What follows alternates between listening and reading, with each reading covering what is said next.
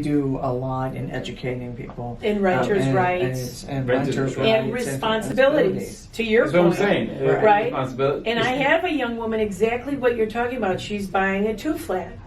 And she's like, well, I want that other unit because I want a revenue stream. I'm like, what a great idea, but let's talk about Exactly. that. Have you ever rented yourself? Because she lives at home.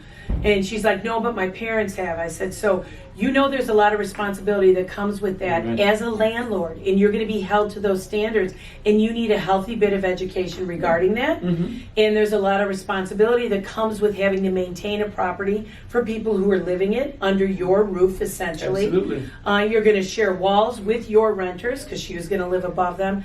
And to your point, you know, whenever we're working with people, and typically we're working with people who are wanting to become renters or trying to avoid eviction, we are very steeped in renters' rights, but also renters' responsibilities. You know, and when you sign a lease, that's a legal binding document, and that comes with a tremendous amount of responsibility. And, you know, just understanding the nuances of all that. But again, people don't read an entire lease. They just sign. They're just excited. I can afford the rent. I'm going to move in.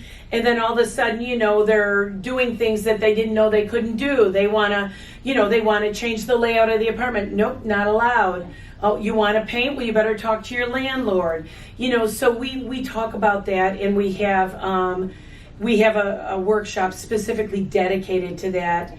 About renting and the responsibilities and understanding your rights as a renter. So you guys got a lot of people coming through the organization that just want to rent? Most of the people we work with are renters. They all have the dream of being homeowners. No, but I'm saying, do they just want to rent their place for now, or no.